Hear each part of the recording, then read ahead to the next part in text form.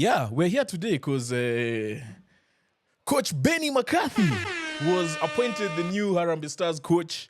I think we can just go over just some things that he said when he was being introduced. So basically, he's obviously excited to get into this job. George, this is one thing that sorry, you can't be seen. 1 second. Technical difficulties, guys. We are also getting used to these things, eh? It is what it is, man. It's part of the job. It's part of the job. So yeah, so basically, everyone knows that he's a former South African footballer, legend.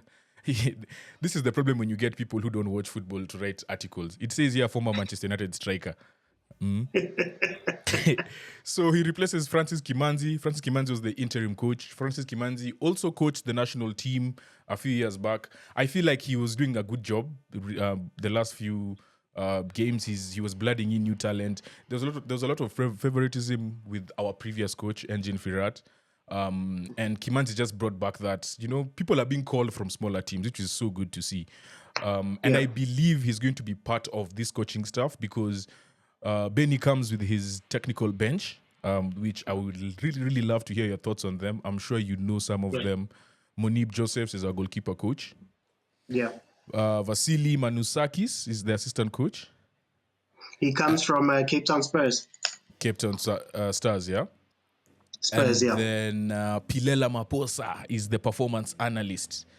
And they have signed a 2-year contract that will take them until the 2027 Africa Cup of Nations, which Kenya is hosting. And George, you are very welcome to Kenya. And when you come, we are hosting you. You must come. Like, you don't have a choice. You 100%. Are coming for AFCON 2027. I'm going to be there. Yeah, we don't even care about accommodation. We have you covered. You just come. We'll go to the stadium.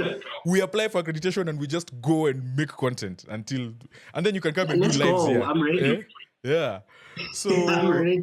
What are your initial thoughts on Coach Benni being appointed as our coach?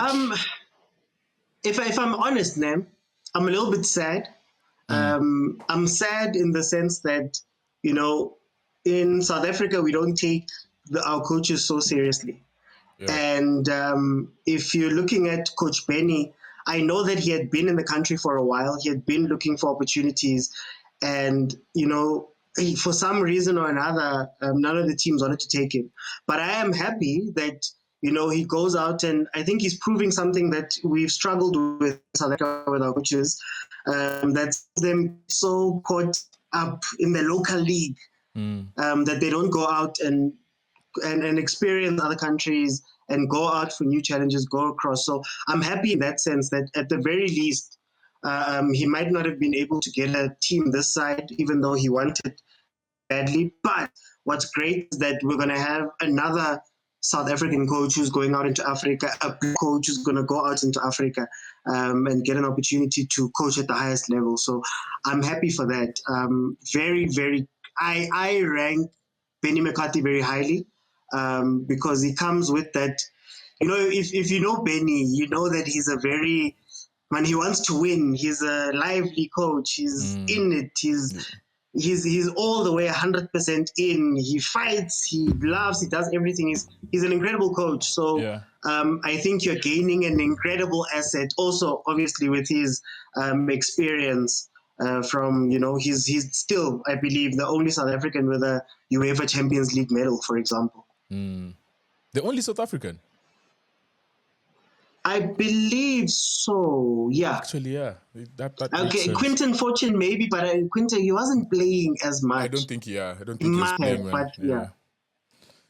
And not only did he get that medal, like he was the key part. Like he was the starting striker. Yep. And in that season, he was top scorer, I think, in the Portuguese league, if I'm not wrong. And they won the double, yeah? Yeah. So... Yeah, and he also holds the distinction of being the guy who was number 2 in one of the seasons in England, ahead of Cristiano. So, I mean, that's one hell of a CV.